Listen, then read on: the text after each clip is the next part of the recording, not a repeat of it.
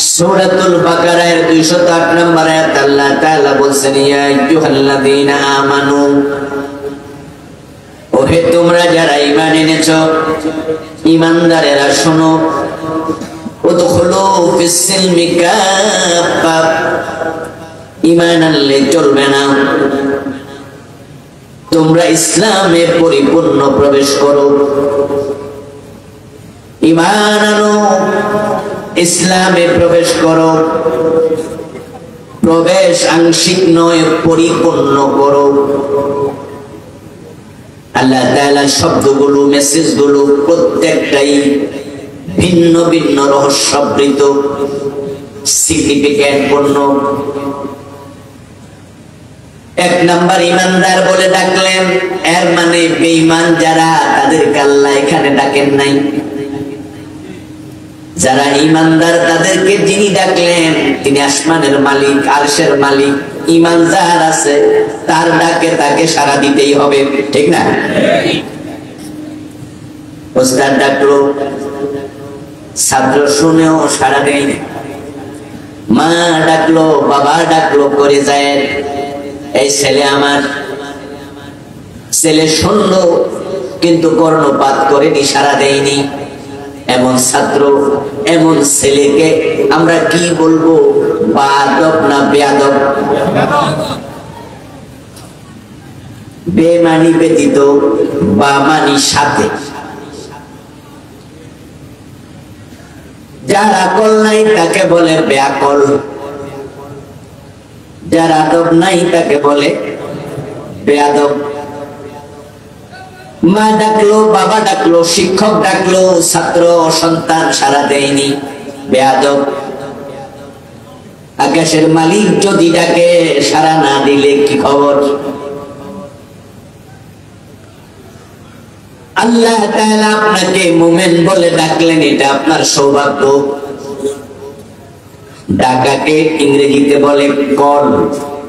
এজন্য আমরা মোবাইলে কেউ যদি আমাকে ডাকে, আমরা বলি আমারে কি দিছে? কল দিছে। আপনার মোবাইলে যদি এলজিআরডি মন্ত্রী তাজুল ইসলাম সাহেবের কল আসে, উনি আপনাকে ডাকে, আপনি খুশি হবেন না বেজার? মোবাইলটা ধরছেন, তখন আপনার হালকা হালকা ঘুম, রাতের বাজে 11:30, শুইছেন 15-20 মিনিট আগে, এই মাত্র ঘুমে ধরছে, রিংটোন পায়া কল এসেছে, তাই কানের কাছে নিয়া হালকা হাই তুলতে তুলতে, আসসালামু আলাইকুম, এত রাতে কে কল দিলেন? একটু হালকা বিরক্তি ভাব। কিন্তু অপর প্রান্ত থেকে যদি আওয়াজ আসে, আমি মন্ত্রী, এলজিআরডি মন্ত্রী তাজুল ইসলাম বলছি, ঘুম থাকবো না, ফলাইব। সাথে সাথে শোয়া থেকে লাফ দিয়ে উঠব, স্যার এত রাতে আমাকে আপনি? বলে আপনার সাথে আমার কিছু কথা ছিল তাই ফোন দিয়েছি। আপনি তখন ঘুমকে বায়ে বায়ে জানাইয়া ওনার কথা শোনার জন্য স্থির হয়ে থাকবেন। পরের দিন সকাল বেলায় চা দোকান গরম করে লাইবেন, আমার চিনো, আমার কল দিয়ে গেড়া জানো। আর আপনার পাশের বালিশে বউ যদি ঘুমাইয়া থাকে, থাপড়ে তুলে কইবেন, তুমি তো আমার দাম দেও না, কিন্তু আমার কল দিয়ে গেড়া দেখো। একজন দুনিয়ার এমপি মন্ত্রী সত্যি যদি আমাকে কল দেয়, আমাকে ডাকে, আমরা গর্ববোধ করি। আসমানের মালিক আপনাকে ইমানদার বলে ডাকছে, আপনার গর্ববোধ করে আল্লাহর ডাকে সাড়া দেওয়ার জন্য জেগে ওঠা দরকার আছে না নাই? ডাকছেন কে? আল্লাহ। আর যার ঈমান নাই তার ব্যাপার আমাদের কোনো কথা নাই। আল্লাহ তাআলা বলছে, ইয়া আইয়ুহাল্লাযীনা আমানু, ও ঈমানদার। এবার আমরা আল্লাহর ডাকে সাড়া দেওয়ার জন্য প্রস্তুত। তিনি কি বলতে চান শুনবো। তিনি আবার বলছেন, উদখুলু ফিস সিলমি কাফা, ইসলামে পরিপূর্ণ প্রবেশ করো। ঈমান আনার পরে দায়িত্ব শেষ নয়, বরং ঈমান আনার মাধ্যমে দায়িত্ব হয় শুরু।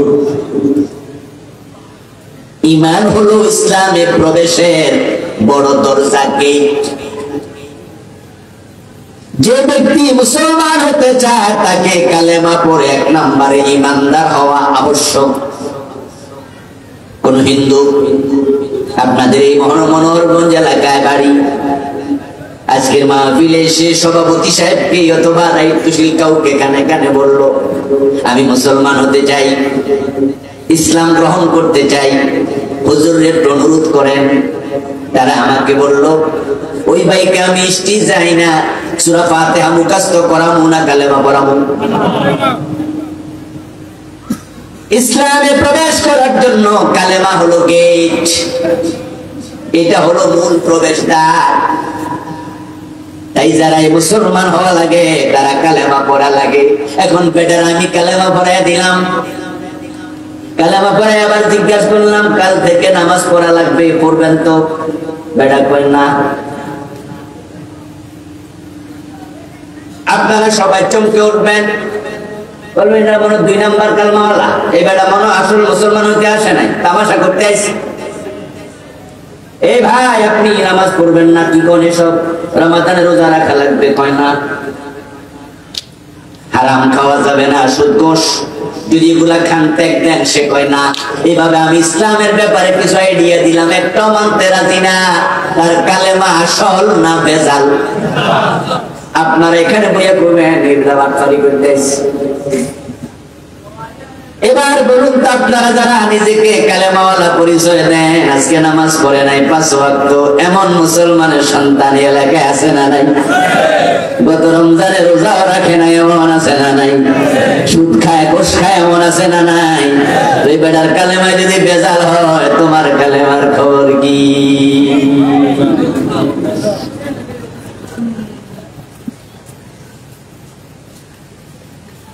আল্লাহ তাআলা ভালো করে জানেন সমাজে এমন কিছু কালেমাওয়ালা থাকবে যারা কালেমা পড়ে কাম শেষ,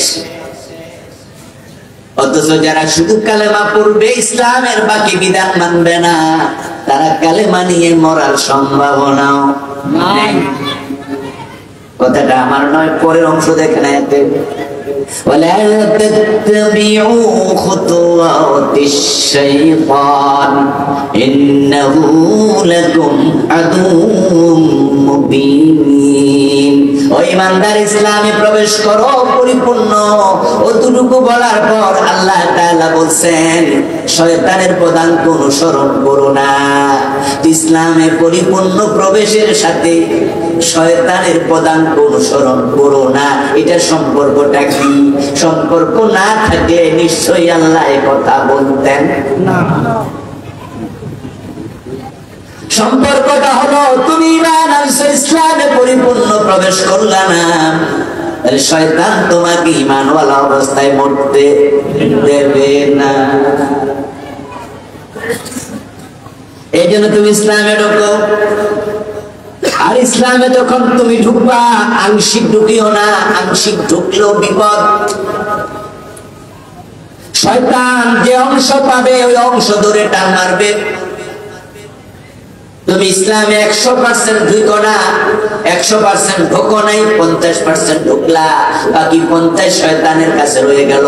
তুমি 80% ঢুকলা, 20% শয়তানের কাছে রয়ে গেল। তুমি 90% ঢুকলা, 10% শয়তানের কাছে রয়ে গেল। এখন শয়তান যতটুকু পায় অতটুকু ধরে টান মাইরা বাকিটাও ছুটাইয়া নিয়ে যেতে পারে, কারণ সে তোমাদের প্রকাশ্য দুশমন। আল্লাহ তাআলা বলে ইসলামে পুরা ঢোক। আপনাদের সাথে আমার কিছু প্রশ্ন উত্তর হবে, এইভাবে আমরা আলোচনা আগে নেব। গরমের কারণে লম্বা আলোচনা করব না, আমিও খেপে যাচ্ছি, এই যে একবারে গা ভিজে গেল, আপনাদেরও কষ্ট হচ্ছে জানি। তো কিছু কথা আপনারা বলেন, কিছু আমি বলি, তা আপনারা যখন কইবেন ওই ফাঁকে তো আমি একটু জিরাইতে পারবো। ইসলামে পরিপূর্ণ প্রবেশ করো, এই আদেশটা কার? আল্লাহ। মাশাআল্লাহ, আল্লাহ বলতে ভয় পাইয়েন না, একটু জোরে কর না, কার? আল্লাহ। নামাজ পড়ো, এই আদেশ কার? আল্লাহ। বলুন তো, এই আল্লাহর আদেশ নামাজ পড়ো, এটা মানা নফল না ফরজ? রোজা রাখো রমাদানে, কার আদেশ? রমাদানে রোজা রাখা নফল না ফরজ? ইসলামে পরিপূর্ণ প্রবেশ করো, এই আদেশ কার?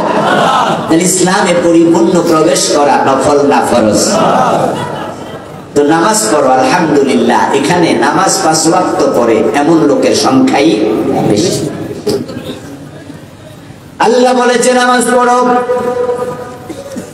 আলহামদুলিল্লাহ আমরা নামাজ পড়লাম।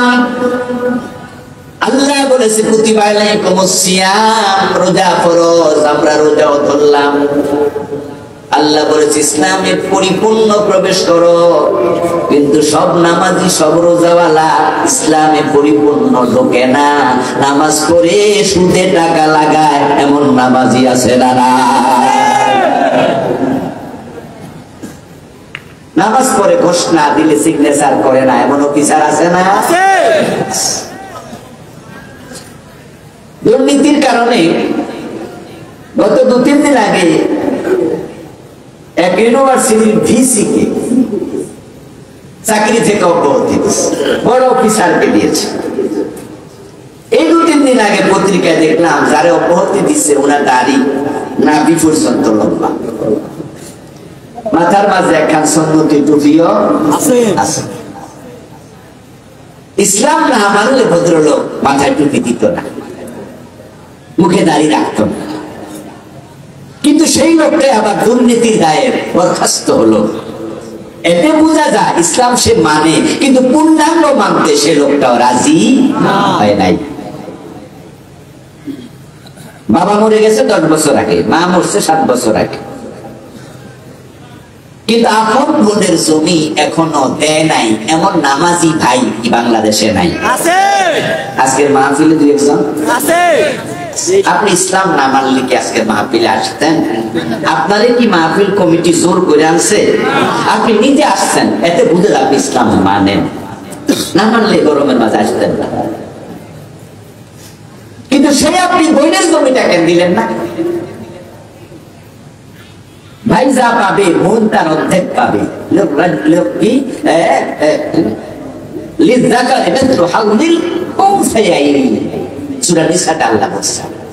নারী পাবে পুরুষের অর্ধেক, পুরুষ একজন পুরুষ পাবে নারী দ্বিগুণ। আল্লাহ তো আপনার বাবার জমিতে আপনার বোনের সে আপনার কম দিছে না বেশি দিছে? আপনি নিজেরটা তো নিলেন, হেঁটেও নিলেন কেন? আচ্ছা, আমার এই মোবাইলটা যদি আমাকে না বলে কেউ নিয়ে যায়, লোকটাকে আমরা কি বলবো? চমৎকার উত্তর। কি বলবো? যদি আমাকে পিস্তল ঠেকাইয়া নেয় জোর করে, তাহলে কি বলবো? টাকা। আপনার বোনের যে জমিটা আপনি রাখছেন, এটা কি গোপনে রাখছেন না জোর করে? তাহলে আপনাকে কি বলা উচিত? সবাই কয় না কিন্তু কলির আবার নিজের গাড়ি করে।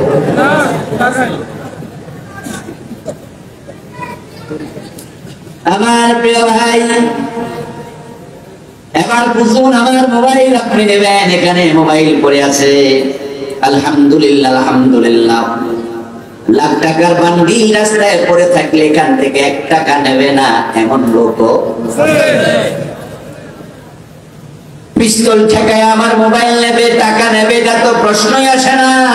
রাস্তায় পাইলেও তো নেবে না, চুরি তো করে না, ডাকাতি না, রাস্তায় পড়ে আছে তাও নেয় না। আপনি ভালো মানুষ, কিন্তু এই জাতীয় লোক বোনের হক দেয় না এমন ভালো মানুষ আছে।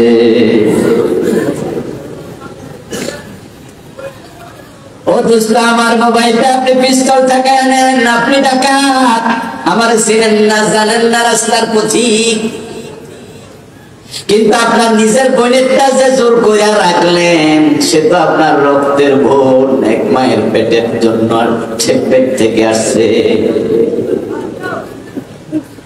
রাস্তায় যে ডাকাতি করে আর নিজের বোনের সম্পদটা জোর করে ডাকাতি করে, 2 ডাকাতের মাঝে পার্থক্য আছে না নাই? বড় ডাকাত কোনটা? রাস্তারটা না ঘরেরটা? এই জাতীয় ডাকাত আজকের মাহফিল 2-4 জন আছে। ও দোস্ত, আমার রব বলে উদখুলু ফিস সিলমি কাফা, ইসলামে পুরা ঢোকো। পুরা ঢুকতে কেন বললেন? কারণ শয়তান আমাদের দুশমন। ওর বয়স আমাদের চেয়ে কম না বেশি? অভিজ্ঞতা জোরে বলেন, বুদ্ধি বেশি। এবার বলেন তো এলেম কালাম এটাও বেশি। কারণ সে এত বেশি জানতো, শিখতে শিখতে আল্লাহ দিয়া এলেম পাইতে পাইতে ফেরেশতাদের মুআল্লিম উস্তাদ, ফেরেশতাদেরকে তালিম দিত। এর এলেম বুদ্ধি এতটাই বেশি, কারে কেমনে পেছে পালান লাগে সে অনেক জানে। আল্লাহর নবীদেরকে পর্যন্ত শয়তান পেছে পালাইয়া দিছিল যদি আল্লাহ না বাঁচাই তো। ইউসুফ আলাইহিস সালাম জুলাইখার পেছে কিন্তু বইরা গেছিলেন। যখন ওনাকে জুলাইখা জেল টেল খাটাইয়া এক পর্যায়ে যখন তার হাজবেন্ড আজিজে মিশর ইউসুফ নবীকে ছেড়ে দিল, তখন ওনার কোন একজন পরিচিত লোক প্রশ্ন করছিল, ইউসুফ আপনি একজন যুবক মানুষ, জুলাইখা সুন্দরী যুবতী, অন্দর মহলে নিয়া ঘরের দরজা মরজা লাগাইয়া তারপরে আপনারে কইছে হাই তালাক। ওয়াগাল্লাকাতিল আবওয়াবা ফাকালাত হাইত লাক। সূরা ইউসুফ। ঘরের দরজা মহিলা লাগাই দিছে, তার বাদিকে দিয়া দাসীকে দিয়া ঘরের বাহির দিয়া তালা লাগায়া এবার ইউসুফ নবীর সামনে গায়ের পোশাক খুলতে শুরু করছে, হাই তালাক, আমি তোমার, আমার কাছে তুমি আসো। নাউজুবিল্লাহ পড়েন। আচ্ছা আপনি পুরুষ মানুষ, যুবক মানুষ, একজন সুন্দরী নারী ঘরের ভিতরে একান্তে আপনার ডাইকা নিয়ে নিজেকে আপনার কাছে সঁপে দেয়, আপনার কি মন নাই? আপনার কি পুরুষত্ব নাই? তার প্রতি আপনার কোনো আকর্ষণ তৈরি হয় নাই? যেটা হওয়াটাই তো স্বাভাবিক। কিন্তু আপনি তারে না ধইরা না শুইয়া ওটা তো পারলেন কেন?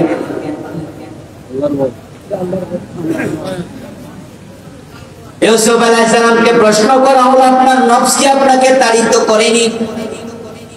শয়তানকে আপনার পিছনে লাগেনি?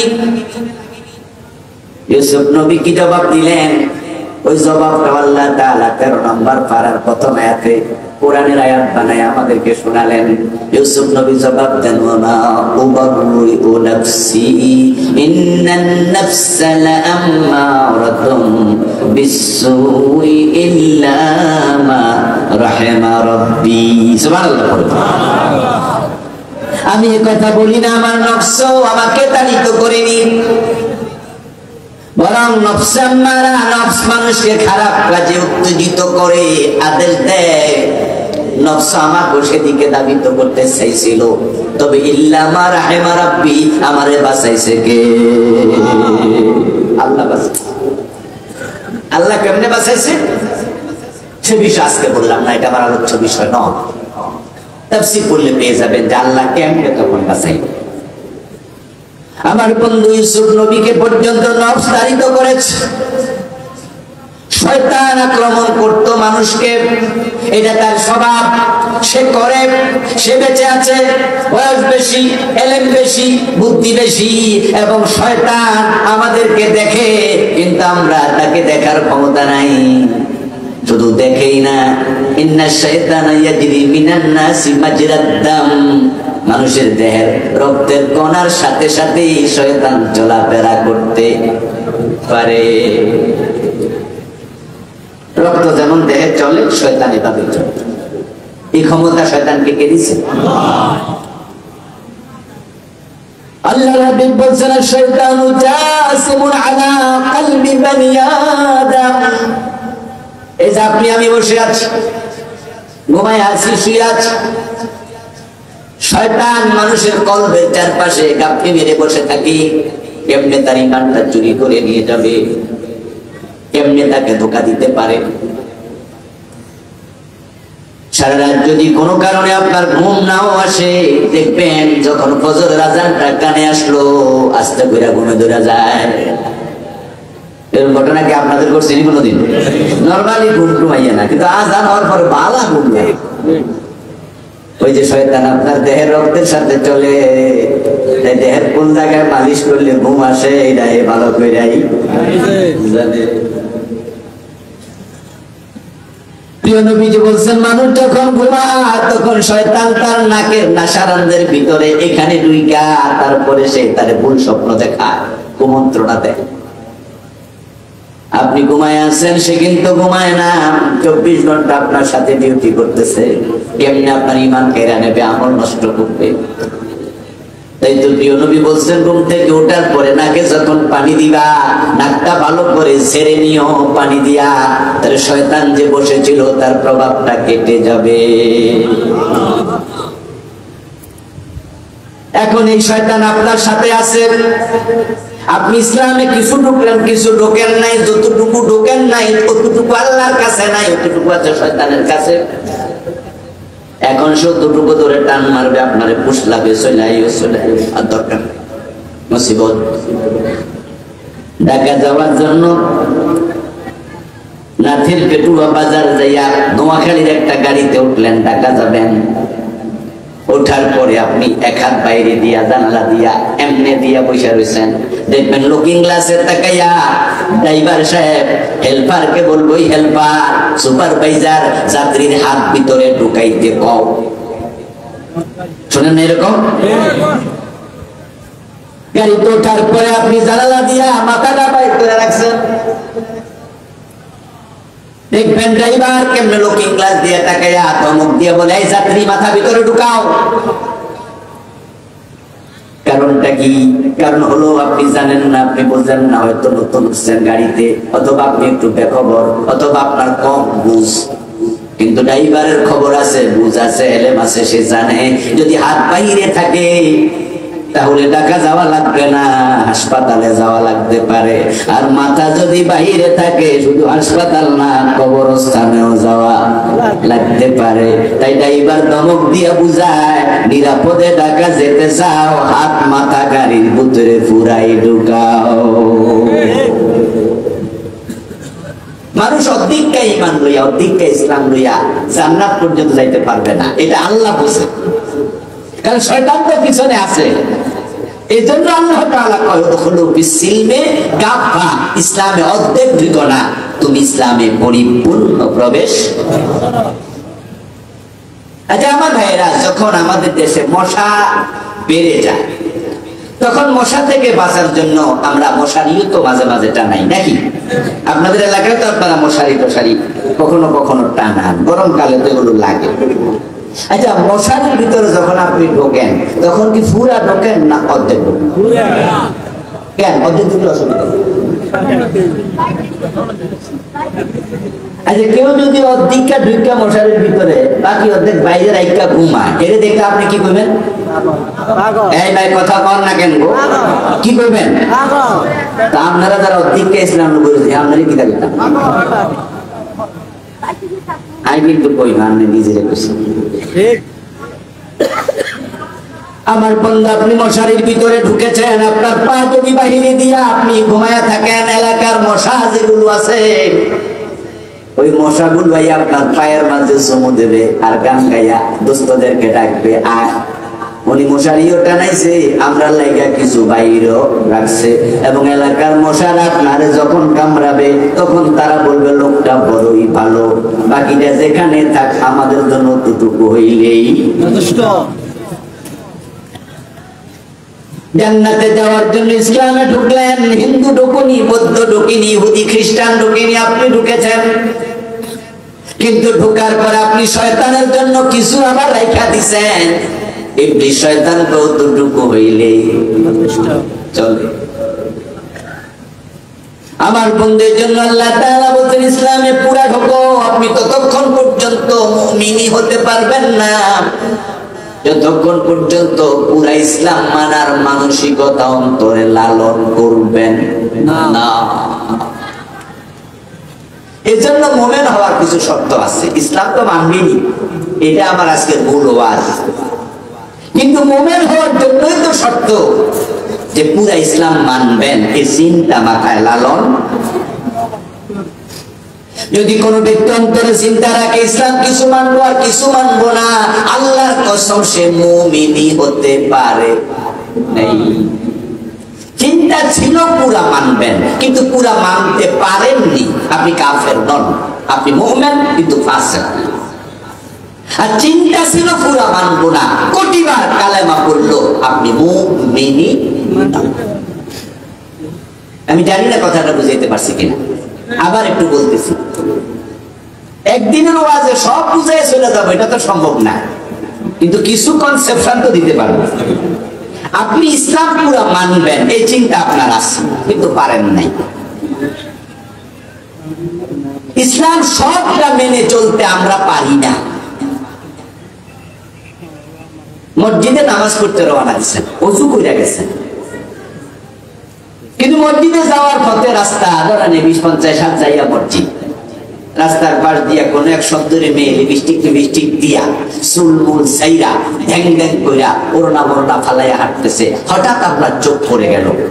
আপনি কিন্তু মসজিদে যাচ্ছেন, আল্লাহর সিজদাতে যাচ্ছেন, কোন পাপের চিন্তা মাথায় নাই, আপনি আল্লাহর বান্দা, ভালো গোলাম, কিন্তু হঠাৎ করে মেয়েটার প্রতি চোখ পড়লো। চোখ পড়ার পরে উচিত ছিল সাথে সাথে চোখ নামাবেন, কিন্তু নামাইতে 3 সেকেন্ড 5 সেকেন্ড দেরি হয়ে গেছে। আমরা কি ঠিক হয়েছি? এটা গুনাহ কি হয় নাই? তাই বলে কি বেঈমান হয়ে যাবে না। এই যে আপনার চিন্তা ছিল ভালো, কিন্তু কর্মে যাইয়া কিছু ঝামেলা হয়েছে, এটার নাম ফিসক। কিছু কবিরা গুনাহ হয়ে যায়। আপনি বেঈমান নন, ইসলাম পুরা মানতে পারেন নাই, কিন্তু মানার চিন্তা ছিল। আপনাকে বলা হবে মুমিনে ফাসিক। আরেকজন ব্যক্তি ঈমানদার কালেমা পড়েছে, তাকে বলা হলো পুরা ইসলাম মানবা। এ কয় সব কি আর মানা যায় নাকি, যতটুকু পারি। সে মুমিনই হয় নাই। قال النبي صلى الله عليه وسلم إنما المؤمن كالجمل الأنف حيثما قيد ينقاد। আমার রাসূল বলতেছেন শুধুমাত্র সেই তো মুমিন যে হয়ে যাবে ওই উটের মতো, যে উটের নাকের ভিতরে মালিক রশি ঢুকাইয়া দিছে। উদাহরণটা কি চমৎকার দেখায়। যে উটের নাকের ভিতরে মালিক রশি ঢুকাইছে, আপনার একটু জবাব দিন তো, সেই উট কি স্বাধীন না পরাধীন? মন মতো চলে না, মালিকের টান মতো। ঠিক আপনি তখনই মুমিন হবেন যখন আপনি মনে করবেন যে আমি ওই উটের মতো, আমার আল্লাহ আমার রাসূল যা বলে আমি তা মানতে কোনো দ্বিমত করব। কিন্তু কিছু মানুষ আছে যারা সব মানবে না, এবং জেনে বুঝে মানে না, পরিকল্পনা করে মানে না। নামাজ মানে, রোজা মানে, হজ মানে, যাকাত মানে, কিন্তু চোর ধরে হাত কাটার আইন মানে না। ডাকাত করে সরে দিতে হবে, কোরআনের আইন মানে না। জেনা করলে 100 বেত লাগাতে হবে, বিবাহিত হলে পাথর মারতে হবে, এই বিধান তারা মানে না। আমরা হুজুররা বলি রাষ্ট্রীয়ভাবে সুদ বন্ধ করতে হবে, তো হুজুর আপনারা তো দেশ চালান নাই, সুদ ছাড়া রাষ্ট্র চলে না। যারা আপনার বর্তমান করলে 80 বেত দিতে হবে, তারা কয় না না 80 বেত দরকার নাই, বরং 2-4টা মাইক মুখ দিয়া জেলখানায় দেও, বালা হয়ে যাবে। অথচ ইসলামের বিধান ছিল মদ পান করলে বেত্রাঘাত করতে হবে। আমরা ওদেরকে যদি বলি নামাজ মানো, রোজা মানো, ওইগুলা কেন মানো না? আল্লাহর বক্তব্য হলো সৃষ্টি যার, আইন চলবে শুধু তার। ইনিল হুকমু ইল্লা লিল্লাহ, আল্লাহ ছাড়া কারো আইন চলবে না, এগুলো মানো না। তো হুজুর বেশি রাজনীতি করিয়েন না। তাহলে তারা যে ইসলামের কিছু মানলো না, এটা কি হঠাৎ করে ভুলে না পরিকল্পিত ভাবে? এখন ওদের ব্যাপারে শরীয়তের বিধান কি? তারা কি মুমিন হতে পেরেছে? আল্লাহ কি বলে শুনুন। আল্লাহ তাআলা বলেন ইয়াকুলুনা নুমিনু বিবাদিন ওয়া নাকফুরু বিবাদ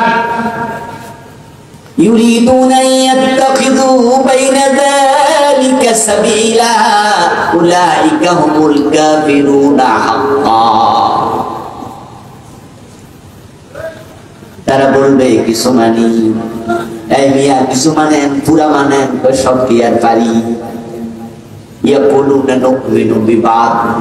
হুজুর আপনি যে কি কোন, আমি যদি ইসলামের দুশমন হইতাম, আপনারা যখন ইসলামের শত্রুরা হুশিয়া সাবধান, হুজুর কিসের স্লোগান দেন? ইসলামের শত্রু যদি আমরা হইতাম তাহলে মসজিদে এসি কিনা দিছে কেন? আপনি খোঁজ নেন। কথা বুঝলেন? আরে রমজানে হুজুর আমি একে 10,000 দিছি। এই যে তারা কি খতম হলো না, সবাই মিল্লা দিছে 10,000, আমি একা দিছি 10,000। আমার বাপ মরছে 3 খতম কোরআন শরীফ পড়াইছে হুজুর দাওয়াতি, আর আপনারা কোন ইসলামের শত্রুরা হুশিয়া কিসের কথা কোন? আমরা শত্রু না। ও তাহলে ফুরা মানেন? ওইটা কোন না, বলে ফুরা মানি। হুজুর কি যে কোন, সব কি আর পারি না?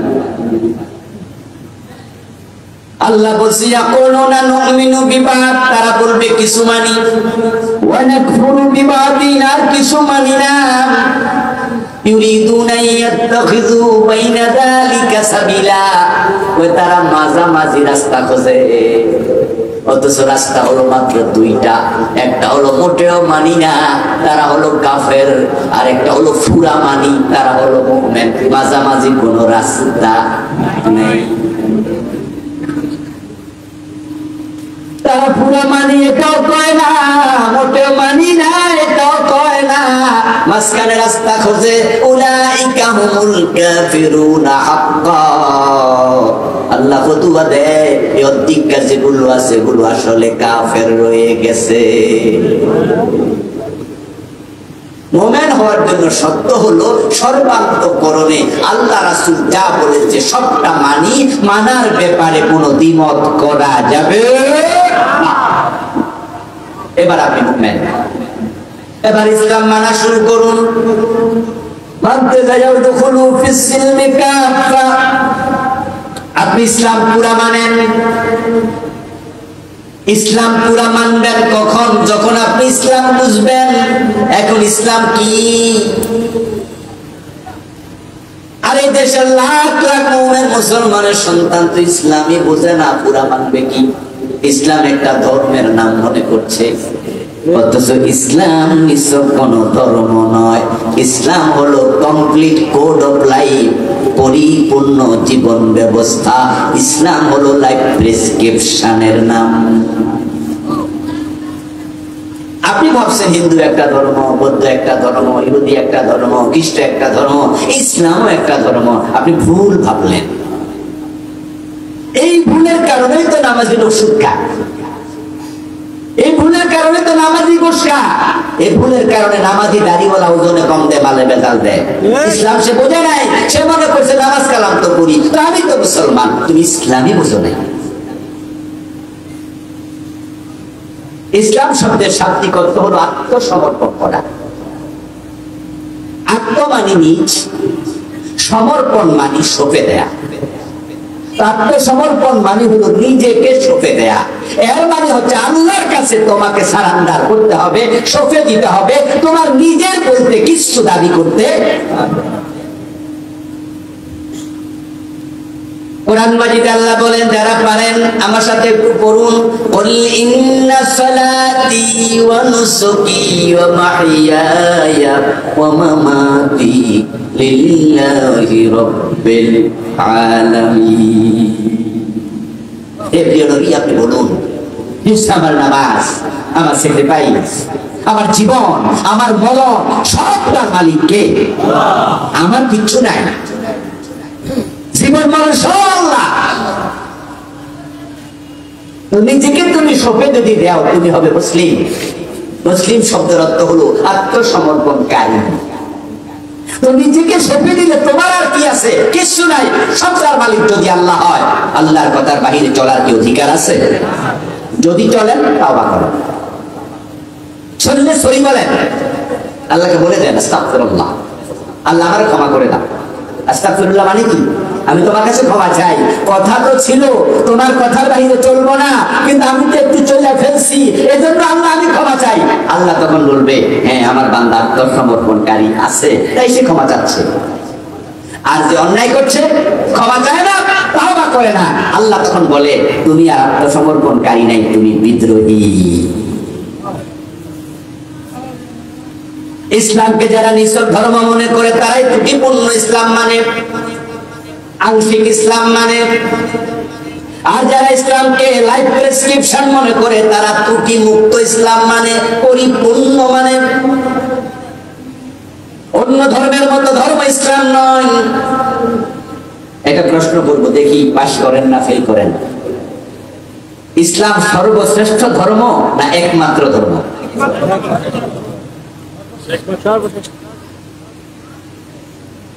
ইসলাম সর্বশ্রেষ্ঠ ধর্ম। এর পক্ষে কে কে আছেন? হাত করেন দেখি। ইসলাম একমাত্র ধর্ম, তার পক্ষে কে কে আছেন? হাত তোলেন দেখি। আরে আগেরটা না বেশি আপনার। সর্বশ্রেষ্ঠ মানে হলো অনেকগুলো শ্রেষ্ঠ, তার মাঝে এটা এক নাম্বার। সর্বশ্রেষ্ঠ, শ্রেষ্ঠ শ্রেষ্ঠ শ্রেষ্ঠ সবগুলোর মাঝে যে এক, সেটা হলো সর্বশ্রেষ্ঠ। আর একমাত্র মানে হলো ইসলাম ছাড়া আর কোনো ধর্ম নাই। আসলে কোনটা হওয়া উচিত, সর্বশ্রেষ্ঠ না একমাত্র? একমাত্র। তো এবার আবার এই দলে চলেছে। কোরআনে আল্লাহ এটাই বলছেন, ইন্নাদ-দীনা ইনদাল্লাহিল ইসলাম। শুনে রাখো দুনিয়ার মানুষ, আল্লাহর কাছে একটাই ধর্ম, সেটার নাম হলো ইসলাম। তাই সর্বশ্রেষ্ঠ শব্দটা চলবে না, ভুল শব্দ। একমাত্র ধর্ম ইসলাম। ومن يبتغي غير الإسلام دينا فلن يقبل منه। অন্য আল্লাহ বলেন, ইসলাম ব্যতীত যে অন্য কোন ধর্ম তালাশ করবে সেটা তার থেকে আর গ্রহণ করা হবে না। এখন অন্য ধর্ম যেগুলো আছে, তাহলে এগুলা কি? এগুলাকে বলা হয় আদিয়ানে বাতিলা। বাংলা হলো বাতিল ধর্ম। এগুলো একসময় ধর্ম কোনটা ছিল, ইসলাম আসার পরে এগুলো এখন আর নাই। যেমন নবী ঈসার ধর্মের নাম খ্রিস্ট ধর্ম, যেটাকে আমরা এইভাবে চিনি। যদিও ইসলাম ছিল সব নবীর ধর্ম। নবী মূসা আলাইহিস সালামের উম্মতকে বলা ইহুদি, এই জন্য আমরা এর ভিত্তিতে বলি ইহুদি একটা ধর্ম। কিন্তু ইসলাম আসার পরে এগুলো সব স্থগিত। এখন আল্লাহর কাছে একটাই ধর্ম, সেটার নাম কি? ইসলাম। কিন্তু এই বাতিল ধর্মগুলো সমাজে আছে। এখন ইসলাম ধর্মওয়ালারা তাদের সাথে নিজেদেরকে কম্পেয়ার করে। তারা মনে করে ওদের মতো আমরা সেরাটা। আমার দোস্ত, তাই তো তোমরা ভুল করছো। অথচ তাকে দেখো, ইসলাম ধর্মের সাথে অন্য ধর্মের কোনো মিল নাই। কারণ হিন্দু ধর্ম হলো 12 মাসে 13 পূজা, এখানে ধর্মের কাম শেষ। আপনাদের এলাকায় কি হিন্দু আছে? হিন্দুদের যারা আলেম তাদেরকে ঠাকুর বলে। কি বলে? ঠাকুর বলে। যদি আপনাদের কোনো ঠাকুরের সাথে পরিচয় থাকে, ঠাকুর মশাইকে আপনি জিজ্ঞাসা করবেন যে ঠাকুর মশাই, ব্যবসা নিয়ে, রাজনীতি নিয়ে, অর্থনীতি নিয়ে, সমাজনীতি নিয়ে আপনার হিন্দু ধর্মে কি কি আছে আমার একটু শোনা। দেখবেন হিন্দু ঠাকুর তাদের ধর্মে ব্যবসা নীতি, অর্থনীতি, সমাজনীতি, রাজনীতির ব্যাপারে একটা শব্দ বলতে পারবে না। বলবো ভাই বিয়া কেমনে করায়, কেমনে পূজা করে, 3-4টা মন্ত্রই আমি জানি, এর চেয়ে বেশি আমি আর। 12 মাসে 13 পূজা, হিন্দু ধর্মের কাম শেষ। এখন বাকি জীবন তারা মন মতো চালাবে, সুদ খাবে, ঘুষ খাবে, হারাম খাবে, যা মনে চায় তা করবে, এটা তাদের ব্যাপার। ধর্ম না গলাবে না। ইহুদিরা তাদের ধর্মের যে ইবাদত ঘর আছে সেটার নাম হলো সিনাগগ। ওখানে তারা সপ্তাহে শুধু শনিবার যায়, কিছুক্ষণ সেখানে বসে ইবাদত বন্দেগী করে। বাকি 6 দিন কেমনে চলবে এটা তাদের ব্যাপার। ধর্ম এ বিষয়ে কথা বলে না, তারা চর্চাও করে না। তারা সপ্তাহে একবার তাদের সিনাগগে যায়, ধর্মের কাম শেষ। খ্রিস্টান প্রতি রোববারে তাদের চার্চে যায়, গির্জায় যায়, আর বাকি 6 দিন মন মতো চলে। বৌদ্ধ তাদের প্রতি সপ্তাহে একদিন তাদের আশ্রম যেটা সেখানে যায়, সেটার নাম কি? বৌদ্ধদেরটার নাম বেগোড়া। কি নাম? কাম শেষ, বাকি যা মন চায় করো। এখন আপনারা অনেকে ভাবছেন 3-5 বার মসজিদে যাব, ধর্মের কাম শেষ, বাকি যা মনে চায় করো। তাই মুসলমান নামাজি মাইয়া বিয়া দেয়, ফলা বিয়া করায়, সেখানে ধর্মের নামে অধর্ম যা আছে, শুধু হিজাব কবুল ছাড়া, ওই রেজিস্ট্রি কাবিন নামা ছাড়া বিয়ার অনুষ্ঠান ইসলাম খুঁজে পাওয়া যায় না। এমন অনুষ্ঠান করে হিন্দুর বিয়া না মুসলমানের বিয়া আলাদা করা যায় না। হিন্দুদের বিয়েতে যৌতুক আছে, মুসলমানের বিয়েতে আছে না? নাই আছে। মনে লাকসা মনোহরগঞ্জে নাই আছে, সব আল্লাহর ওলি আছে। হুজুররা পর্যন্ত এখন যৌতুক, আলেম ওলামারা নাউজুবিল্লাহ সবাই না, কিন্তু অবস্থা আলেমদের ভিতরে ঢুকে গেছে, ভদ্রলোকরা পর্যন্ত খায়, কেউ ডাইরেক্ট, কেউ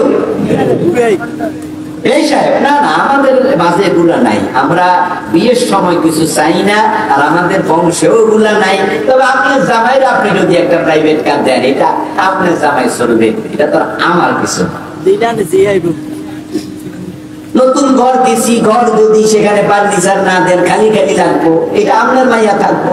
আপনি যদি সেখানে ফার্নিচার দেন, এটা যৌতুক আমাদের সিস্টেমে নাই, আমরা এগুলো চাই না। আর আপনার মাইয়ারা আপনি সাজায় বুঝাইয়া দেবেন, তো এটা আপনার ব্যাপার। জামার যদি হাত খালি থাকে, বড়ি না দেন, জামার মোটর সাইকেল না দেন, এগুলো আপনার ব্যাপার। তবে আমরা কিছু চাই না, এখনো কিছু চাই না। বাস্তবতা এ জাতীয় জালেম আছে না নাই? আছে, সব চাইয়া বলে। আবার কিছু কিছু আছে এমন জালেম, চায় নাই, আপনি দেন নাই, মাইয়ার সামনে বলবে না চাইলে আরো বেশি দেয়া লাগে, তোর বাবা হেডও বোঝে। তাহলে যারা চাইছে না তাদের মনের ভিতর কি কুৎসা, বলে না চাইলে আরো। আচ্ছা, এই জাতীয় কথা কি আপনাদের এলাকায় আছে? আছে, না চাইলে বেশি দেয়া লাগে, বেশি। আস্তাগফিরুল্লাহ। হিন্দুদের যৌতুক মুসলমানের ভিতরে ঢুকে গেল। আমার প্রিয় ভাইরা, বিয়ের 3 দিন আগে হলুদ অনুষ্ঠান হবে, মেয়ে সাজাইতে ছেলে যায়, ছেলে সাজাইতে মেয়ে আসে, তবলা বাজায়, গান বাজায়। হিন্দুরা আগে যেমন কাকে কইরা মহিলারা পানি তুইলা মাথার মাঝে কুলা লইয়া, তার মাঝে সেখানে আপনার বিভিন্ন জিনিস কি দেয়, লবণ দেয়, মরিচ দেয়, তেল দেয়, হলুদ দেয়, ধান দেয়, তারপরে মেয়েরা লাইন ধইরা পুকুর থেকে পানি আইনা হিন্দুরা গোসল করায়। এখন সেই কালচার মুসলমানের ভিতরও ঢুকে গেছে। বিয়ার দিন মাইয়ারা সাজাইয়া বুঝাইয়া তারপরে কমিউনিটি সেন্টারে মূর্তির মতো বসায় রাখে, এমন কালচার কি কোনো কোনো জায়গায় আছে? আরে আস্তাগফিরুল্লাহ আলাজিম। ও মুসলমান, তুমি হাসি, তুমি কাশি, তোমার মেয়ের বিয়ে তুমি নিয়ন্ত্রণ করলা না। হিন্দুদের ধর্মে তারা 12 মাসে 13 পূজা করলো, কাম শেষ। খ্রিস্ট ধর্মে সপ্তাহে একদিন, কাম শেষ। ইহুদি ধর্মে সপ্তাহে একদিন সিনেগাগে যাবে, কাম শেষ। তুমি দিনে 5 বার মসজিদে যাও, তোমার কাম শেষ। তুমি ভুল জানলা, এটা ইসলাম না, বরং তোমার জীবনের বটম থেকে টপ পর্যন্ত, পাকঘর থেকে সংসদ ভবন পর্যন্ত, ঘুম থেকে উঠে আবার ঘুমাইতে যাওয়া পর্যন্ত তুমি থাকবা যেখানে ইসলাম থাকা লাগবে সেখানে। এটা হচ্ছে কমপ্লিট কোড অফ লাইফ, পরিপূর্ণ জীবন ব্যবস্থা। এই জন্য আপনি যখন ঘুম থেকে উঠবেন, ঘুম থেকে উঠে কোন দোয়া পড়া লাগে, ঘুম থেকে উঠার পরে ওযু করে নামাজ পড়া লাগে, ঘুম থেকে উঠে আল্লাহর নাম নেওয়া লাগে। জীবনটা আল্লাহর নামে চালাও, সন্ধ্যা পর্যন্ত, রাত পর্যন্ত চালাইয়া যখন ঘুমাইতে যাইবা তখন কেমনে ঘুমানো লাগে, কোন দোয়া পড়া লাগে, সেটাও আছে না নাই? এর মাঝখানে যা আছে ইসলামের বাহিরে কোনটা আছে? সব। ইসলামটা আসলে কি? শাব্দিক অর্থ তো বললাম, আত্মসমর্পণ। পারিভাষিক অর্থ কি? ইসলামের সংজ্ঞা কি, ডেফিনেশন কি? আরে সব জিনিসের সংজ্ঞা আছে, ইসলামের কি সংজ্ঞা নাই নাকি? ও ভাই, 500 পিস কাকে বলে? এসএম ফেইল হরফ কাকে বলে, নাউন প্রোনাউন অ্যাডজেক্টিভ কাকে বলে, সব আছে, সব কিছুর সংজ্ঞা আছে। মানুষ কাকে বলে দেখলে চিনা যায়, বাঘ, সিংহ, উল্লু, হাতি, প্রত্যেকটা ডিজাইন আছে। ইসলামের ডিজাইনটা কি, সংজ্ঞাটা কি? আল ইসলাম হুয়া তিলকা শারাঈ আল্লাতী ইয়াতাহাক্কাকু বিহা সালাম। এই হলো ইসলামের ডেফিনিশন। ইসলাম হলো কিছু আইনের নাম, বিধানের নাম, যেগুলো সমাজে প্রতিষ্ঠিত হলে, মানুষ মানলে সমাজে শান্তি এসে যায়। এখন সমাজে ইসলাম আছে, আইন নাই, অথচ ইসলাম ছিল আইনের নাম। আপনি যখনই কালেমা পড়ে মুমিন হবেন, আপনার উপর আইন এসে গেল, 5 ওয়াক্ত নামাজ পড়ো, রমাদানের রোজা রাখো, পর্দা করো, হারাম ছাড়ো, আল্লাহর বিধান মতো দেশ চালাও, সমাজ চালাও, পরিবার রাষ্ট্র চালাও। চোর চুরি করেছে হাত কেটে দাও, ডাকাতি করেছে চুলে চড়াইয়া দাও, মদ পান করেছে 80 বেত লাগাইয়া দাও, জেনা করেছে 100 বেত লাগাও, বিবাহিত হলে পাথর মারো, এটা করো, এটা করো না, এটার নাম ইসলাম। এখন 5 ওয়াক্ত নামাজ, রমাদানের রোজা, দাড়ি টুপি, ইসলাম শেষ, অথচ এইটা ইসলাম না। স্যার তার ক্লাসের ছাত্রদেরকে 3 দিন ধরে হাতির রচনা করাইছে। হাতির রচনা করাইয়া তারপরে স্যার এবার রচনা শেষ করে ছাত্রদের কাছে বললেন, এই ছাত্ররা, তোমরা যে হাতির রচনা পড়লা, হাতি কি কোনোদিন দেখেছ? তো কয়েকজন হাত তোলা দিয়া বলে, স্যার আমরা হাতি দেখছি। আচ্ছা ভালো, তাহলে কে পারবা ব্ল্যাক বোর্ডের মাঝে একটা হাতি এঁকে দাও দেখি। একজন ছাত্র হাত তোলা দিয়া কয়, স্যার আমি আঁকি। যাও, হাতের মাঝে চক নিল, ব্ল্যাক বোর্ডে চলে গেল, হাতি আঁকবে, টাচ করছে। স্যার বলে থাম, এই ছাত্র থামো। থামলো, বললো হাতি আঁকো, কিন্তু হাতির মুখ আঁকা যাবে না, চেহারা বাদ দিয়ে। তো ছাত্র ভাবলো ঠিক আছে, তাহলে পিছন দিয়ে শুরু করি। সে হাতির লেজ আঁকলো, লেজ আঁকার পরে ছাত্র স্যারে বলতেছে, এই পেট আঁকা যাবে না। তো ছাত্র ভাবলো ফিট আঁকি, এই না, ফিট আঁকা যাবে না, হাতি আঁকো, হাতি লেখো, হাতি আঁকো। তো ছাত্র কয় মুখ নিষেধ, পেট নিষেধ, পিঠ নিষেধ, ঠ্যাং আঁকি। ছাত্র এবার পাকবে, যখন সব হাতে নিল, টিচার কয় থামো, পাও আঁকা যাবে না। ছাত্র এবার মনে মনে কয়, তাহলে হাতি আঁকবো কেমনে? মুখও নাই, পেটও নাই, ফিটও নাই, ঠ্যাংও। এরা কথা কয় না কেন? কিছু আপনারা কইবেন না, কইছি না ঠ্যাং আছে নি? স্যারে কইছে না ঠ্যাং আছে। এবার বলতেছে হাতি আঁকো। তো ছাত্র এবার বেকুর মতো কারে নিছে, কই স্যার হাতি আর আঁকবো কেমনে, আপনি তো দেন না। আমার দোস্ত এখন শুধু লেজ আছে, হাত নাই, পা নাই, মুখ নাই, চুল নাই, দাঁত নাই, পেট নাই, পিঠ নাই। ওই লেজের নাম যেমন হাতি না। বাংলাদেশে নামাজ রোজা ছাড়া সমাজে, দেশে গণভবন, বঙ্গভবন, শিক্ষা মন্ত্রণালয়, স্বরাষ্ট্র মন্ত্রণালয়, সচিবালয়, আদালত, কোন জায়গায় ইসলাম নাই। শুধু নামাজ আর মসজিদের নাম, রোজার নাম ইসলাম না।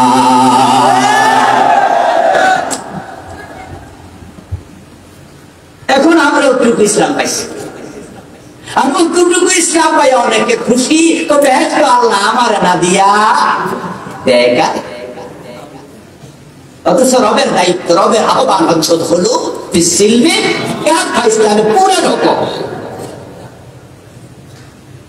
এবার রব বলছে আরেকাতে, ফাতুমিনুনা বিবাদিল কিতাবি ওয়া তাকফুরুনা বিবাদিন, ফামা জাযাউ মান ইয়াফআলু যালিকা মিনকুম ইল্লা খিzyun ফিল হায়াতিদ দুনিয়া ওয়া ইয়াওমাল কিয়ামাতি ইউরাদ্দুনা ইলা আশাদ্দিল আযাব। নাউযুবিল্লাহ পড়েন। কিছু আয়াত আছে সুবহানাল্লাহ, কিছু আলহামদুলিল্লাহ, কিছু কি আছে নাউযুবিল্লাহ। এই আয়াতগুলো নাউযুবিল্লাহর আয়াত। আল্লাহর কাছে থানা চান, আশ্রয় চান। এই আয়াতে আল্লাহ যা বলছে, চরিত্র আমাদেরকে তুমি দিও না। আল্লাহ বলছে, ও মুসলমানেরা, তোমরা কি আমার এই কোরআনের এক অংশ মানবা আর এক অংশ বাদ দিবা? ঠিক মনে হয় বাংলাদেশের পাবলিকরে আল্লাহ জিজ্ঞাসা, যেমন আমরা সবাই মসজিদে ঢুকি কোন পা দিয়া? চুপ করে থাকেন না ভাইয়েরা, মসজিদ থেকে বের হয়ে কোন পা দিয়া? দেখেন আমরা সবাই ইসলাম নিয়েছি, সুন্নাহ নিয়েছি। আল্লাহু আকবার বলে সবাই নামাজ শুরু করে, সালাম ফিরিয়ে নামাজ শেষ করে। ইসলাম আমরা নেই নাই বুঝে গেলা, কিন্তু সেই আমরা যারা মসজিদে ইসলাম মানলাম, নামাজ শেষ হয়ে যখন দোকানে বসি তখন কিন্তু ওই দোকানদারে আবার মালেও ভেজাল দেয়, ওজনেও কম দেয়। যে মসজিদে নামাজি কিছুক্ষণ আগে ইসলাম পুরা মেনেছে, সে নামাজি বিচারক আদালতে বসে যখন বিচার পরিচালনা করে, সকাল 10টা থেকে দুপুর 1টা পর্যন্ত আদালতে রায় দিছে, আবার 2টা থেকে বিকাল 4টা পর্যন্ত রায় দিছে, এই নামাজি বিচারক মসজিদে আল্লাহরে পুরা মানছে, হাদিস পুরা মানছে, কিন্তু আদালতে বিচারের সময় কোরআন হাদিসের আলোকে একটা রায়ও দেয় না। অথচ প্রিয় নবীজি বলেছেন, আমার মেয়ে ফাতেমা যদি চুরি করে আমি ফাতেমার হাত কেটে দেব। এটা আল্লাহ নাই। মসজিদে আমি সে আল্লাহকে মানি, আদালতে আমি সে আল্লাহকে মানি।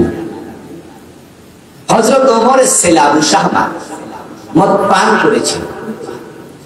আপনাদের কাছে আমি জবাব চাইবো, একটু দয়া করে জবাব দিয়ে। আবু শাহমাকে ওমর রেহাই দিছে না বেত্রাঘাত করছে? 80 কম না 80টা? নিজের ছেলেকে ছাড় দিছে?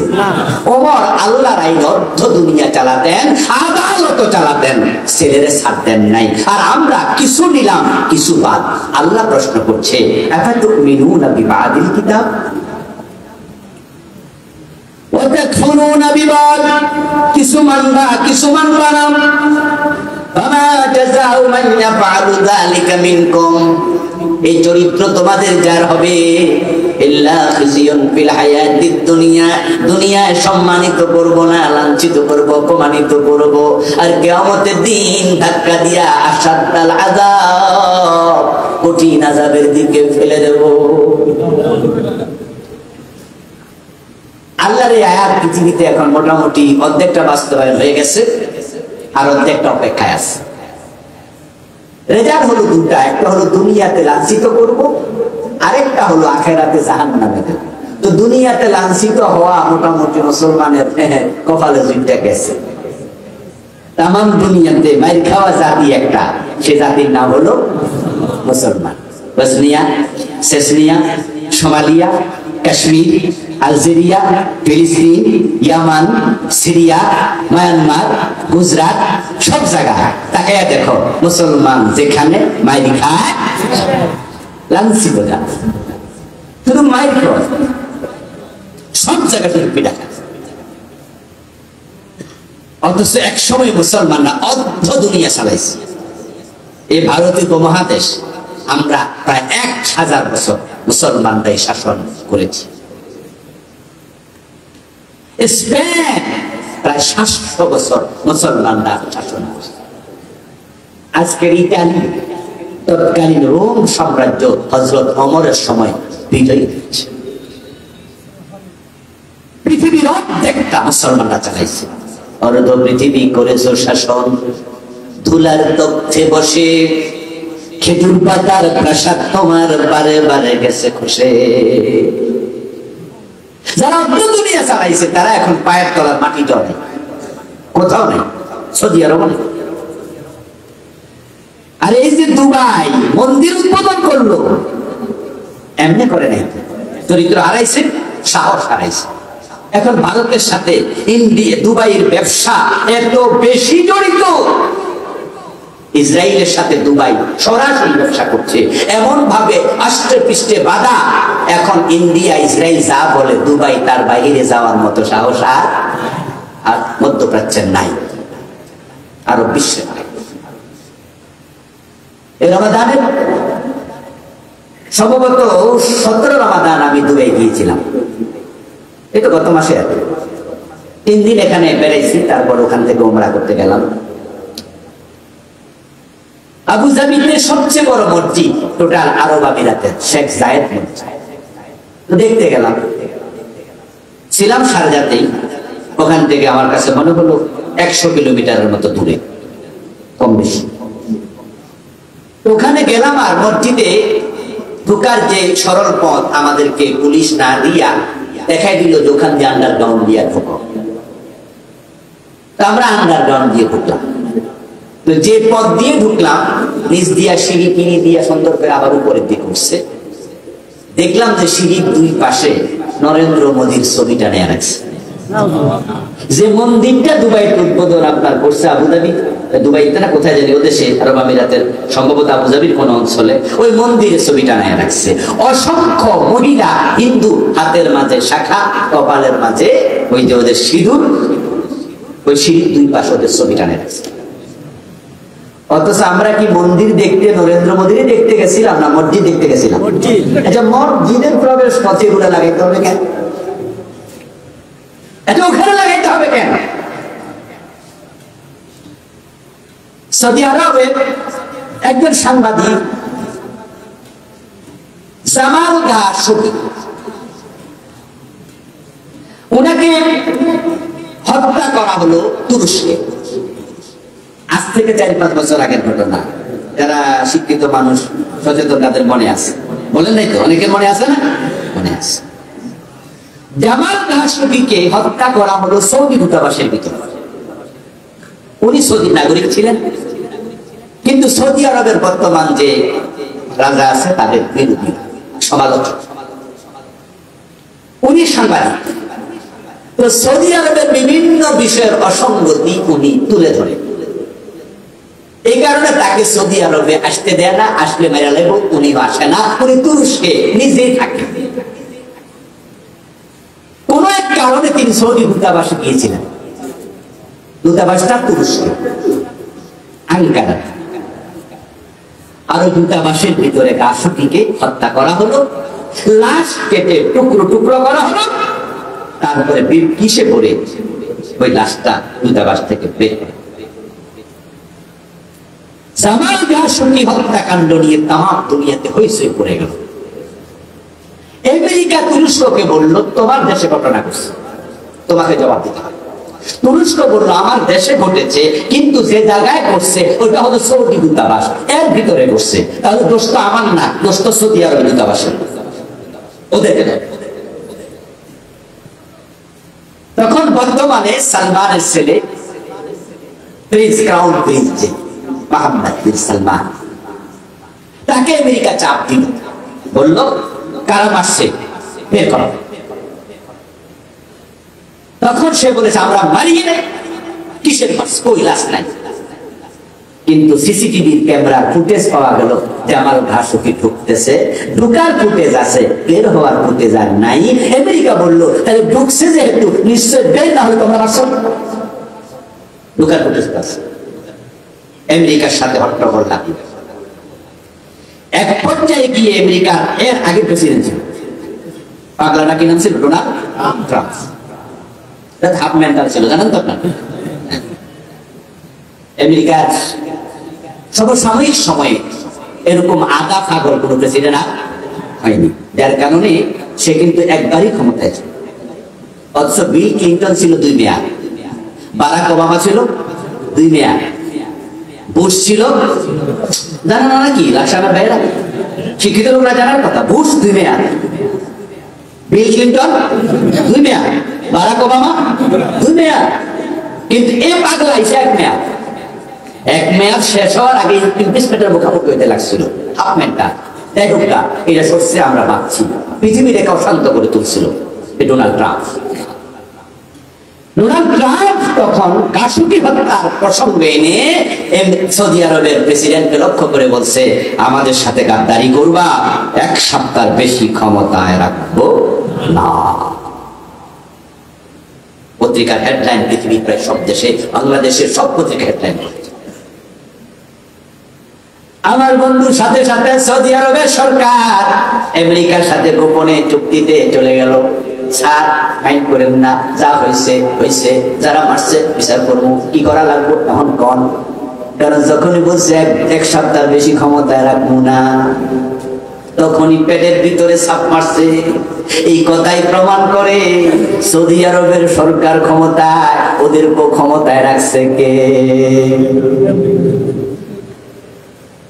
এখন আমাদের বাংলাদেশের একটা সরকার আছে, আছে না? আমাদের সরকারকে ক্ষমতায় রাখছে আমাদের দাদারা। অস্বীকার করার সুযোগ আছে? কোন সুযোগ আছে? এটাই সত্য কথা। আমাদের দাদা বাবুরা যদি চায় বর্তমান গভর্নমেন্টকে সরাইতে থাকতে পারবে? পারবে না। ঠিক তাম দুনিয়াটা আমাদের হাত থেকে চলে গেল। হয়তো হিন্দুর কাছে গেছে, না খ্রিস্টানের কাছে গেছে, না ইসরায়েলের কাছে গেছে, অথচ অর্ধ পৃথিবী আমাদের হাতের মুঠে ছিল। এই জন্য পৃথিবীর যে কোনো জায়গায় আপনারা মারি খেলে আপনাদের পক্ষে কথা বলার মতো কেউ এখন আর নাই। গত 3 দিন 4 দিন আগে ফরিদপুরে মধুখালীতে 2 জন মুসলমানকে পিটাইয়া মারছে। আপনারা কি শুনছেন? শুনেছেন? আর এটা নিয়ে কি আমাদের টেলিভিশন মিডিয়াগুলো কলাগুলো কোনো খবর দিচ্ছে? 2 জন মুসলমানকে ওরা হাতে পায়ে রশি দিয়ে বেঁধে সাপের মতো পিটাইয়া মারছে। আমাদের মুসলমানের দেশ 92% আমরা মুসলমান। আমাদের সাংবাদিকরা এটার ভিডিওটা দেখাবে সাহস করে নাই। ওই ভিডিওটা আপনারা দেখছেন কিনা আমি জানি না, হয়তো কেউ দেখছেন, আমি দেখছি। দেখলাম যে হাতে রশি দিয়া বেঁধে এই পাশে একজন টাইনা ধরছে, পায়ে রশি দিয়া বেঁধে ওই পাশে আরেকজন টাইনা ধরছে। 2 পাশে গরু যেমনে ঠ্যাং বান্ধা কোরবানির সময় আমরা টান দিই, এরকম দইরা তারপর লাঠি দিয়া সাপের মতো পিটাইতে পিটাইতে পারছে। এটা আমাদের মিডিয়াগুলোর কথা কেন বলেনি? কারণ এই কথা যদি যায় তাহলে এটা আলটিমেট হিন্দুদের বিরুদ্ধে যাবে। তখন মুসলমানরা হিন্দুদের বিরুদ্ধে ফেসে উঠবে। যখন ফুসে উঠবে তখন আবার ভারত রাগ করবে, তা নিয়ে দ্বন্দ্ব তৈরি হবে। তাহলে মুসলমানের দেশে মুসলমান মারে, এটাও ডরে কয় না, সামনে কপালে আরো খারাপই।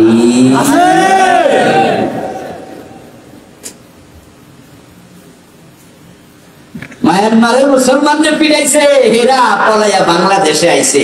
তোমাদেরকে যখন পিটাবে পলানোর জায়গা নাই। আল্লাহ বলছে তোমরা ইসলাম কিছু মানবা কিছু মানবা না, আমি দুনিয়া লাঞ্ছিত করলাম। লাঞ্ছিত হওয়ার বাকি কি? বাকি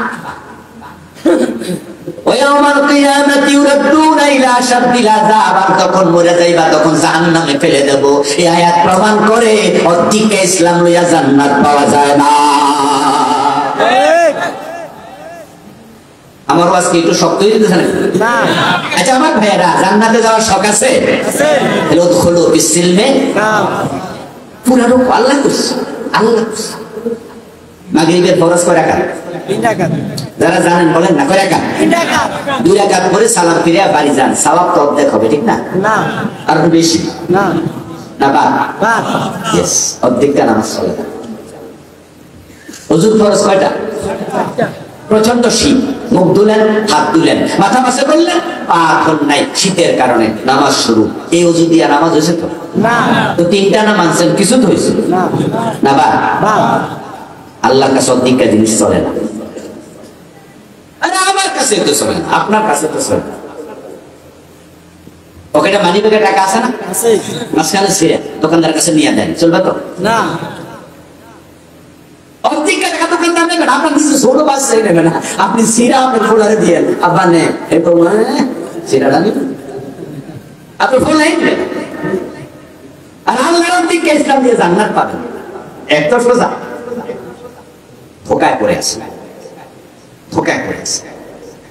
মান আকালা দিরহামা রিবা ওয়া হুয়া ইয়ালাম আন্নাহু আশাদ্দু মিন 36 ওয়া 30 জিনা।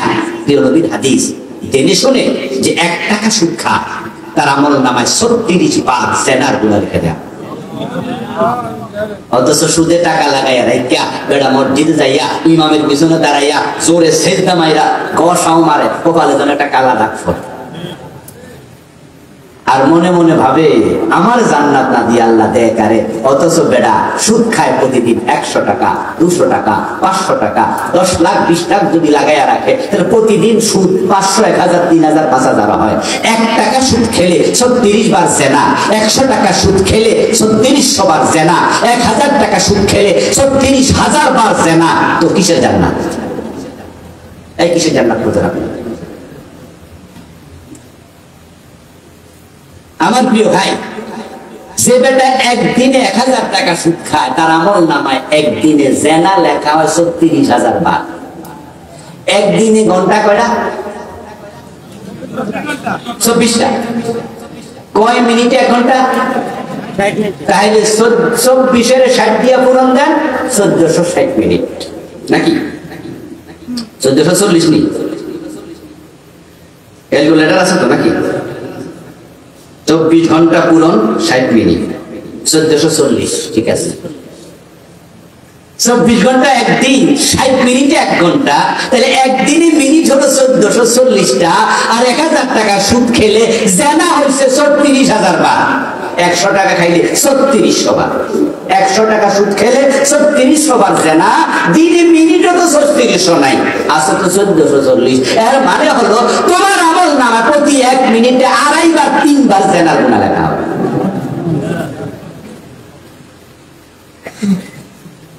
লিররিবা 73 বাবান ইসরুহান ইয়ামকার রাজুলুম মাহু। সুদ খেলে 73টা বড় বড় গুনাহ, সবচেয়ে ছোটটা হলো নিজের মায়ের সাথে জিনা। অন্যের জমি দখল করছেন, গাড়ির মাঝে 7 গুণ বড় করে আল্লাহ গলায় ঝুলাইয়া কিয়ামতের দিন বলবে টান সামনে যা, যাইতে পারবেন না। তো কিসের জান্নাত খোঁজেন? মেয়ের জমি দখল করে পাবলিকের ঠকাইছেন, ওজনে কম দিচ্ছেন, মালে ভেজাল দিচ্ছেন, আপনার হাত থেকে মুখ থেকে মুসলমান নিরাপদ ছিল না, আপনি ধোঁকাবাজি করছেন আজীবন। হাশরের ময়দানে নেক আমল যা ছিল সবটা অন্যরে দিয়া অন্যের গুনাহ কান্দে লইয়া দুজকে যাওয়া লাগবে। কিসের জান্নাত খোঁজেন?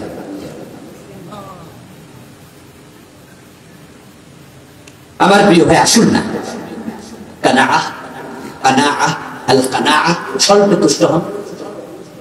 হালাল ভাবে কোটি টাকা আসবে, ওকে। উসমান রাদিয়াল্লাহু তাআলা গনি ছিলেন, ধনী ছিলেন। হযরত সুলাইমান নবী বাদশা ছিলেন। অসুবিধা নাই, হালাল ভাবে আসবে, ক্ষমতায় বসবেন, হালাল ভাবে বিমুক্তি হবেন, মানুষ ঠকাবেন না, ভোট চুরি করবেন না, জুলুম করবেন না, মানুষ ভোট দিয়া নেতা বানাবে, ওই নেতৃত্ব কাজে লাগাইয়া এলাকায় মানুষের সেবা কইরা এর মাঝেও জান্নাত পাওয়া যায়। ঠিক না? হালাল ব্যবসা করবেন, চাকরি বাকরি করবেন, কোটি টাকা আসবে, অসুবিধা নাই। কিন্তু আপনি যে আকাম কুকাম যা আছে সব কইরা জান্নাত খোঁজেন, এখানে তো ঝামেলা লাগাই দিলেন। সর্বতুষ্ট হয়ে যান, সিদ্ধান্ত নিয়ে আজকে বাড়ি যাবেন, ইসলাম আমি পুরা জীবনে মানবো, যেখানে পারবো না সেখানে তাওবা করবো, ইসলামের বাহিরে আছি এমন অবস্থা আমি মরবো না। এই জন্য অলওয়েজ মৃত্যুর প্রস্তুতি নিয়ে থাকবো। আল্লাহ তৌফিক দেন, বলেন আমিন। হাযা মা ইনদি ওয়াল ইলমু ইনদাল্লাহ আলাইহি তাওয়াক্কালতু ওয়া ইলাইহি উনীব। আল্লাহ হাফিজ।